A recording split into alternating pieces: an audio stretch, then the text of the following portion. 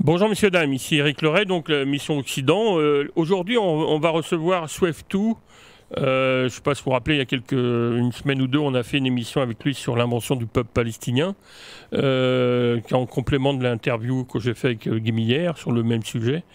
Alors aujourd'hui, on va parler de choses importantes, puisque vous avez vu qu'il y a une montée des actes antisémites un peu partout dans la planète, mais en particulier au Québec aussi, puisqu'il y a eu des écoles juives qui ont été attaquées, une synagogue.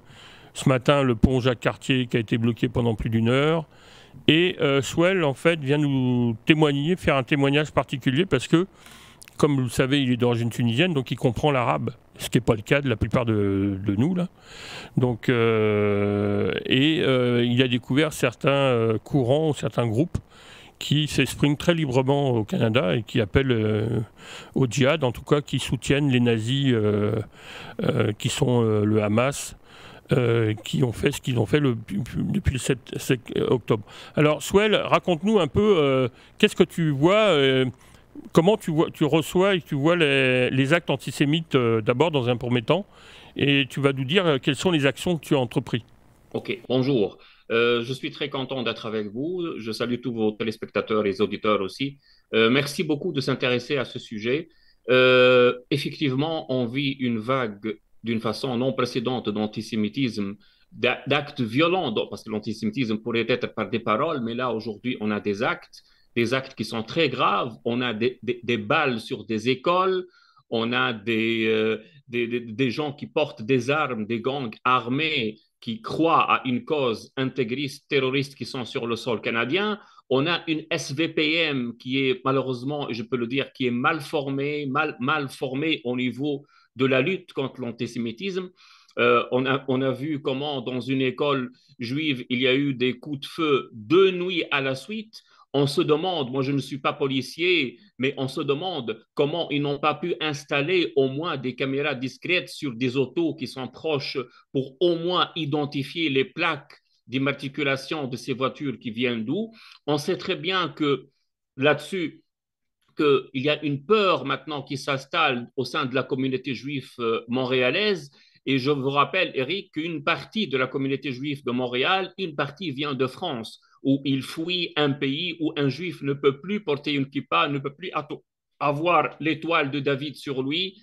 Eh bien, il se retrouve aujourd'hui, malheureusement, dans un pays qui, auparavant, était réputé pour son calme et pour la pacificité de sa société. On retrouve les mêmes dangers aujourd'hui, pas au même degré qu'en France, mais aujourd'hui, lorsqu'on a des écoles qui sont quittées par des balles, la situation est vraiment dangereuse. Et la SVPM, vraiment, je pense qu'elle fait la sieste. Ils ne font pas. Moi-même, par exemple, j'ai vu des groupes sur Facebook, des groupes sur WhatsApp qui sont en train de propager la haine. J'ai vu, par exemple, quelqu'un qui est clandestin ici et les services frontaliers et la Sûreté du Québec sait très bien qu'il est clandestin ici, et malgré ça, et malgré le signalement personnel que j'ai fait, rien n'a été fait. Aujourd'hui, il continue à diffuser la haine en toute liberté avec l'impuissance de la SVPM, l'impuissance de la Sûreté du Québec et l'incompétence générale des services de sécurité et de renseignement du Canada qui laisse entrer avec ce nouveau programme pour laisser entrer, à savoir d'ailleurs que le visa pour le Canada devient très facile pour une partie des Maghrébins. Et là, je ne veux pas faire de la stigmatisation parce que moi aussi, je viens de cette partie, mais malheureusement, je peux dire avec toute certitude que l'antisémitisme, l'islamisme aujourd'hui ne vient que de la communauté maghrébine. On n'a jamais entendu que des Cubains ou des Mexicains ou des Africains qui sont impliqués dans ces actes. On sait très bien que le lobby palestinien a un grand appui de la part de la communauté maghrébine, de la part de la communauté libanaise, de la part aussi de certaines parties de la communauté pakistanaise. Je le dis ça, je ne suis pas en train de stigmatiser parce que moi aussi je fais partie de ces communautés, mais une référence entre moi et ces sauvages, que nous on est venus pour améliorer notre sort et pour respirer la liberté, et eux ils sont venus ici pour transporter et pour amener avec eux tous les complexes, tous les problèmes du Proche-Orient avec tout le background qu'ils ont de la haine, de l'antisémitisme, de la haine d'Israël. Donc aujourd'hui, malheureusement, Eric, on vit avec la communauté juive que je suis en contact avec eux, évidemment, pour leur faire des signalements, parce que, franchement, je suis fatigué de faire des signalements qui n'ont servi absolument à rien. Aujourd'hui, on a des gens qui sont accusés chez eux pour fraude, pour vol de banque, pour des actes de criminalité grave, qui réussissent à entrer grâce à ce programme qui est mis par les libéraux pour laisser entrer ces communautés qui, une partie d'eux, constitue un danger pour la sécurité nationale. Donc, en fait, vous avez pris l'initiative, comme citoyen canadien, donc de porter plainte contre certains citoyens qui, eux, Exactement, exactement. Certains des citoyens, ils appellent carrément à la vengeance contre les Juifs. Il n'y a même pas de précision, par exemple, contre Israël, contre des soldats d'Israël, non, contre des Juifs. Donc, pour eux, et ces gens-là, ils sont en toute liberté. Ces gens-là ne sont pas porteurs de papiers d'une façon régulière. Ces gens sont entrés, certes, d'une façon régulière, mais ils doivent quitter le territoire. Ils ne le quittent pas parce que les services frontaliers du Canada ne font pas leur travail. Malheureusement, le SVPM, il accentue ses actions, évidemment, sur celui qui a volé de l'essence dans un dépanneur, celui qui a avalé un paquet de biscuits et tout ça, alors qu'aux problèmes fondamentaux de l'islamisme, de l'intégrisme, de l'antisémitisme, ils sont aux abonnés absents parce qu'ils manquent de formation, ils n'ont pas d'expérience, ils n'ont pas reçu les fonds nécessaires et en plus, je pense qu'il y a une volonté politique du laisser aller de la part de ce gouvernement qui cherche les voies islamistes. On peut revenir sur effectivement la situation de la communauté musulmane au Québec, mais aussi en Ontario, qui est plus importante. On parle de plus de 700 000 membres, je crois, près d'1 million en tout cas. Oui. Est-ce qu'on retrouve les mêmes actes antisémites chez les anglophones? Euh, il y a un peu moins parce que, bien évidemment, en Ontario, ça existe. Moi, j'ai vu récemment une vidéo en Ontario où devant une chaîne de télévision anglophone, il y a une dame qui loue les actions du 7 octobre, rappelons-nous les actions qui ont fait 1200 morts, des viols, des assassinats et des otages, donc qui sont en train de louer aux yeux de la GRC, aux yeux de la sécurité de Québec, faire l'éloge d'actes terroristes qui sont passés en Israël. Ce n'est pas des actes qui sont susceptibles d'amener les gens devant le tribunal, mais voler un biscuit ou une bouteille de vin, là, ça suscite évidemment l'action du procureur de la couronne. Je ne suis pas en train de critiquer la justice, mais je suis en train de critiquer ce climat de laisser aller et un jour, je pense qu'on va se réveiller malheureusement sur une bombe dans un métro ou dans une école juive. Parce que si aujourd'hui, Eric, on accepte que des écoles soient frappées par des balles, je pense que demain, on va accepter qu'un kamikaze puisse entrer dans une classe et se faire exploser. Est-ce on pense, parce qu'on a vu beaucoup de manifestations chez les francophones pro-palestiniens, et donc on a bien, nous, étudié, enfin on a analysé le fait que c'était une invention récente du KGB, on a bien identifié historiquement l'origine de la création, le Grand Mufti de Jérusalem, on a bien identifié tout ça, mais malgré ça, donc il y a une propagande et on a l'impression que les francophones sont plus sensibles que les anglophones, et on voit par exemple que McGill a organisé une manifestation pro-Israël, alors que l'Université de Montréal et d'autres lieux ont été l'objet de manifestations anti-israéliennes. Oui, exactement, Eric. Malheureusement, aujourd'hui, on voit... comment voulez-vous que la police agisse alors que si on voit le Québec solidaire, des gens qui sont payés par nos contribuables comme Rouba Ghazal, là, elle fait l'éloge de la destruction d'Israël, de l'anéantissement du peuple juif. D'ailleurs, j'ai fait un signalement pour un organisme juif dont je ne citerai pas le nom pour ne pas entraver l'enquête. Il y a une députée, évidemment, de Québec solidaire qui a appelé à libérer la Palestine de la rivière jusqu'à la mer. Pour nos auditeurs au Québec qui ne savent pas qu'est-ce que c'est la rivière du Jourdain et la mer de la Méditerranée. Ça veut dire un appel carrément à exterminer 9,5 millions de personnes en Israël. Ça se passe au Québec. Ça se passe par des gens qui représentent le peuple du Québec, par des gens qui sont payés par tes impôts et par mes impôts.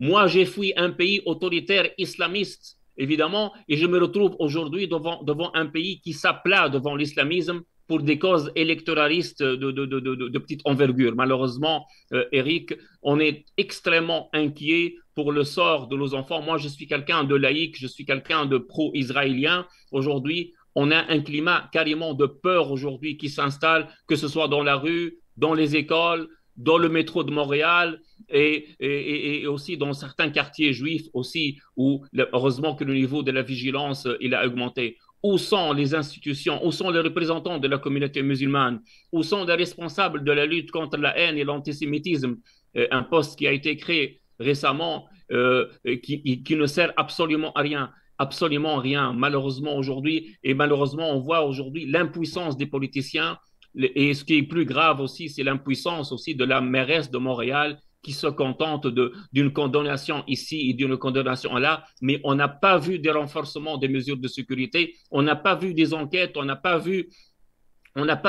des actions sécuritaires et préventives dans les fiefs de l'islamisme qui est à Montréal-Nord et dans certaines régions de Laval aussi. Malheureusement, on ne sait pas aujourd'hui qu'est-ce qu'il pourrait faire. Moi, je vous dis carrément, Eric, que j'ai parlé avec certains membres de la communauté juive qui sont en train de penser à immigrer en Australie parce qu'ils estiment que l'Australie est un pays plus sévère avec le terrorisme et l'intégrisme que le Canada. On sent qu'il y a une pression plus importante en France aussi. On a vu un débat à la télévision avec Elisabeth Lévy et puis un Mounir qui s'est fait d'abord, mais qui comparait quand même la police comment s'appelle, à la Gestapo.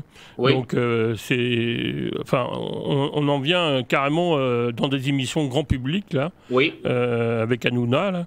Donc c'est quand même incroyable d'entendre ça en 2023. Hein. Oui, exactement. Les croix gammées, en France, la situation, elle est encore plus pire ici. Mais ce que nous trouvons que c'est condamnable, c'est que les gouvernements du Québec, le gouvernement du Canada, il sait ce qui se passe en France. Il sait comment la situation des regroupements familiaux, de la politique de laisser aller, de l'électorat islamiste, évidemment, qui sert pour les... Ils savent que tout ça a engendré aujourd'hui que la France devient plus dangereuse peut-être que l'Algérie ou qu'un autre pays arabe. Vous comprenez? Mais malgré ça, le Québec ne veut pas tirer de leçons. Il continue soi-disant sous ce modèle multiculturaliste qui laisse infiltrer les islamistes, les intégristes. Aujourd'hui, Eric, je te dis une chose, on peut immigrer au Québec et même au Canada, même si on est fanatique islamiste, même si on est l'essentiel, qu'on a un diplôme et qu'on a une expérience professionnelle et qu'on est en bonne santé. Est-ce que vous pensez que c'est normal qu'on laisse entrer des gens qui croient à l'anéantissement du peuple d'Israël? Est-ce que vous pensez que c'est normal qu'on laisse entrer des gens qui ne croient pas à la Shoah, des gens qui veulent Est-ce que c'est normal qu'on a parmi nous, dans cette société québécoise, des gens qui vivent avec nous et qui font éloge des actes barbares du 7 octobre, soi-disant sous le nom de la... ça veut dire, alors qu'il y a des bébés qui sont kidnappés, il y a des femmes enceintes qui ont été tuées, il y a des personnes âgées qui sont kidnappées. On ne sait pas dans quelle société, en tout cas, on peut dire vraiment avec toute certitude adieu pour le Canada pacifiste que nous avons connu dans les années 90 et les années 2000. Aujourd'hui, on se rapproche de la même situation que la France en 1980, 1985. Et malheureusement, je peux vous dire peut-être qu'en 2040, on sera dans la même situation que ce qui est en France, ce qui nous obligera malheureusement beaucoup de personnes à penser à trouver un pays alternatif au Québec et au Canada. Ouais, avant d'en venir là, c'est vrai que... Alors, moi, j'ai fait un mémoire de maîtrise sur l'immigration musulmane en 90 à l'UQAM. Oui. À l'époque, il y avait une communauté à près de 80 000 membres. Et aujourd'hui, on parle de 250 000 membres. Alors, j'avais deux questions. Oui. D'abord, pour rebondir sur vos propos, Adil Sharkawi n'a pas eu de problème pour immigrer ici. Ouais. Et à trouver un poste de professeur, je crois que c'était un cégep Maisonneuve, enfin... ouais. Ou en tout cas, il s'occupait de jeunes, donc moi je vois avec 2 doctorats et 3 postdocs, j'ai des difficultés à trouver un poste d'enseignant alors que je ne suis pas un fanatique, mais lui, il n'a pas eu de problème pour s'occuper de jeunes quand même dans un cadre officiel à la commission scolaire de Montréal. Oui. Et il a été accusé. Alors, Il a eu des propos quand même aussi, là aussi, lamentables. J'aimerais avoir votre commentaire. Et puis, est-ce qu'il y aurait un noyautage de l'administration par certains islamistes qui permettent justement de choisir une immigration particulière? Oui, je voudrais commencer par la deuxième question. Évidemment, le ministère de l'immigration du Québec, c'est un ministère qui est infiltré par les islamistes, comme d'ailleurs Revenu Québec, comme aussi. Il y a certains corps qui ne sont pas encore infiltrés, comme par exemple l'armée, Revenu Canada, bien que l'armée sera bientôt infiltrée parce que selon une nouvelle procédure, ils peuvent accepter maintenant des réservistes ou même des membres de l'armée régulière qui sont des citoyens, qui sont des résidents permanents, qui ne sont même pas des citoyens. Imaginez, vous donnez des armes et vous laissez entrer des gens dans des casernes militaires avec des armes et des obus à des gens qui n'ont même pas fait le serment de la loyauté au Canada. Eh bien, malheureusement, ça se passe ici parce que malheureusement, on a un Premier ministre qui a un esprit, malheureusement, je peux dire, enfantin. Il croit que tout le monde est beau, tout le monde gentil. Pour aller à la première question, j'ai vu que certains médias parlent de Charkaoui, mais ce que les médias ne disent pas, les médias classiques, c'est que Charkaoui, ce n'est pas une personne. Charkaoui, c'est un état d'esprit de dizaines de milliers de personnes qui vivent avec nous. On a des Charkaouis au ministère de l'Immigration, on a des Charkaouis aux médias, on a des Charkaouis dans les commissions scolaires, on a des Charkaouis dans des conseils d'administration, on a des Charkaouis des préposés qui travaillent avec des personnes âgées et tout ça. L'infiltration, elle est extrêmement grave où on est arrivé aujourd'hui. Je pense que parce que vous savez très bien, les intégristes et les frères musulmans, ils ont une technique, ce qu'on appelle la taqiyya. La taqiyya, c'est une politique d'infiltration douce dans une société lorsque les islamistes et les intégristes sont minoritaires. Et dès qu'ils savent et que le moment il est opportun pour s'accaparer du pouvoir et pour faire tomber un pays, et bien là, il agit. C'est comme ce qui s'est passé en Égypte, évidemment, en 2012, 2013, où les islamistes, qui étaient toujours chassés du pouvoir, à un moment donné de la faiblesse de l'État, ils ont pu monter et heureusement, après, ils ont été délogés par l'armée égyptienne. Est-ce que oui ou non, les dirigeants du Québec, ils ont cette détermination pour lutter contre l'islamisme? Je ne suis pas sûr. Est-ce qu'ils sont, oui ou non, conscients de l'infiltration de l'esprit islamiste dans nos institutions et surtout dans l'université? Je veux citer un nom, et ça sur ma responsabilité. L'UQAM, c'est l'une des universités les plus infiltrées. Savez-vous qu'à l'UQAM, vous ne pouvez pas porter le drapeau d'Israël, vous ne pouvez pas porter une kippa, vous ne pouvez pas avoir. L'UQAM, on dirait que vous êtes, je ne veux pas dire Gaza, mais on dirait que vous êtes à Ramallah ou à Tunis. Donc, vous voyez que des drapeaux palestiniens, que des chants en arabe. Moi, j'y étais. Je me suis cru comme si j'étais à Damas ou en Jordanie. Est-ce qu'on peut accepter l'importation de toute cette masse humaine, évidemment, qui est lugubre, qui a une vision terrifiante du monde, qui ne croit pas à l'égalité entre hommes et femmes, qui ne croit pas à la liberté d'expression, qui ne croit pas à la liberté sexuelle, qui ne croit pas à la liberté et qu'on laisse des enfants choisir que ce soit leur sexe ou leur orientation politique. Non, ils sont nés avec le Coran, avec la charia, avec la doctrine islamiste, avec l'amour de mourir comme shahid. Vous comprenez?